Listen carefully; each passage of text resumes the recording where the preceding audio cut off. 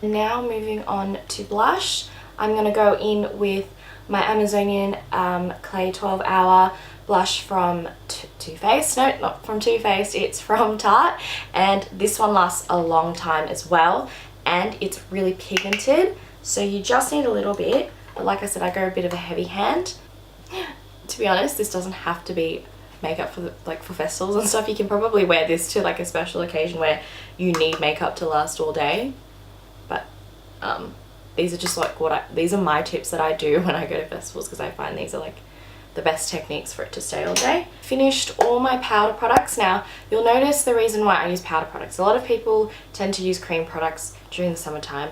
I don't go that way. The reason being is because I find powder is really good for like those really hot sweaty situations, because it doesn't melt off. I find cream products just melt off so quickly, so I only ever use powder products when I go to festivals and concerts. So for lips, I tend to go with a liquid lipstick, a matte formula, because that lasts a long time.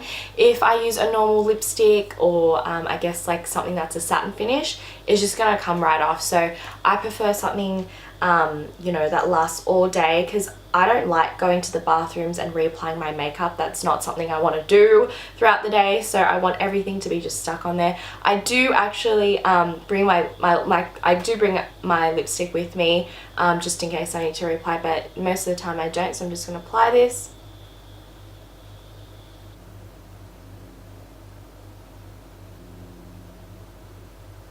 Now, this is the last tip that you definitely need to do when you go to festivals, and it's to set the makeup. That is what's going to lock everything in. So I'm going to go into my MAC Fix Plus, and I'm going to make sure I set everything in and it stays. So I'm going to let that dry, but what I like to do is go in with it again, so it's all locked in there and everything, and then I will be able to finish the look off. So those are my tips to helping your makeup last longer when you're at festivals or concerts.